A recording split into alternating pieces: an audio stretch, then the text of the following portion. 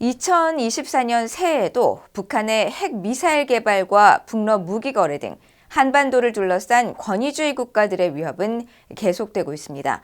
미국과 한국은 워싱턴 선언 등을 바탕으로 압도적인 연합 방위 계획을 수립, 실행해야 한다고 미국의 전문가들이 주문했습니다. 전문가들은 또 북한과 중국, 러시아가 야기하는 위협에 맞서기 위해 미국과 한국, 일본은 동맹에 준하는 안보 협력을 제도화해야 한다고 제안했습니다. 미한 동맹의 새해 비전을 조상진 기자가 보도합니다. 북한이 핵무력 확대와 고도화 기조를 이어가는 가운데 워싱턴에서는 지난해 미한 정상이 채택한 워싱턴 선언을 비롯한 미한 동맹의 협력들을 올해 더욱 구체화해 대북 억제력을 획기적으로 높여야 한다는 제안이 나옵니다.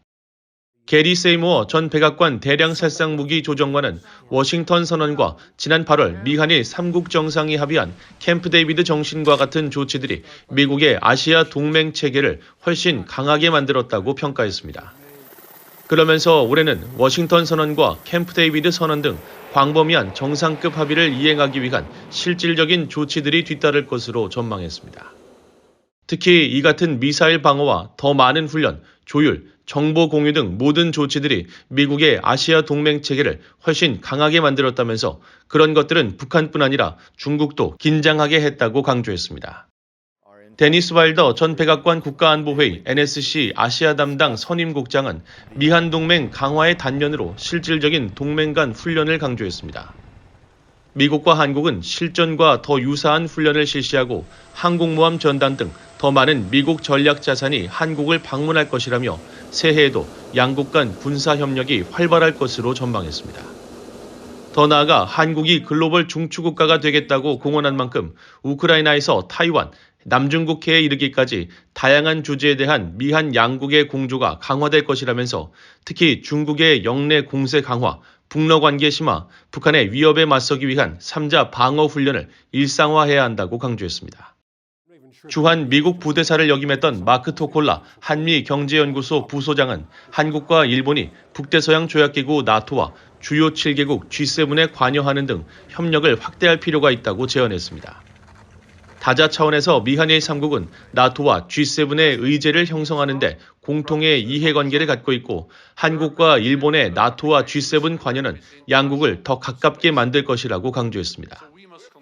지난해 한층 강화된 미한 양국 간 경제, 과학, 기술 분야 협력이 올해는 더 확대돼야 한다는 제언도 이어졌습니다. 트로이 스탠거론 한미경제연구소 선임국장은 미한 양국은 지난해 공급망, 주요 광물, 기후변화에 대한 기존 협력을 강화하는 한편 차세대 핵심 및 신흥기술과 관련된 대화를 시작했다면서 앞으로 몇 년간 미국과 한국은 같은 생각을 가진 파트너들과 협력하는 것이 더욱 중요해질 것이라고 진단했습니다. 그러면서 반도체와 인공지능, 청정에너지 기술, 양자 컴퓨팅 및 기타 신흥기술의 협력은 미래 경제 성장과 국방에 매우 중요한 역할을 할 것이라고 강조했습니다.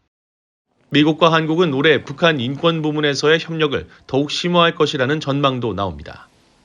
자유를 향한 탈북민 두 가족의 필사적인 탈북 이야기를 그린 다큐멘터리 영화 비욘드 유토피아의 공동 제작자인 수미테리 전 백악관 국가안보회의 보좌관은 한국의 전임 문재인 정부는 북한 인권 문제를 제대로 다루지 않았다고 지적하면서 2024년에는 양국 간의 많은 조율이 이루어질 것으로 기대했습니다. 특히 중국은 지난해 탈북민들을 강제 북송했고 지금도 수천 명의 탈북민을 억류하고 있다면서 중국 정부에 대한 압박의 중요성을 강조했습니다. 브루킹스 연구소의 앤드류어 한국 석좌는 오는 11월 미국 대선을 미한 동맹의 변수로 지적했습니다. 특히 도널드 트럼프 전 대통령은 재임 당시 주한미군 완전 철수를 언급하거나 한국의 방위비 분담금 5배 인상 등을 요구했었다면서 가정이긴 하지만 트럼프와 김정은이 다시 협상 테이블에 앉게 된다면 트럼프가 부분적인 주한미군 병력 철수를 양보로 제시할 수 있다는 우려가 있으며 이는 미한 양국 정부의 마찰을 야기할 것이라고 분석했습니다. BOA 뉴스 조상진입니다.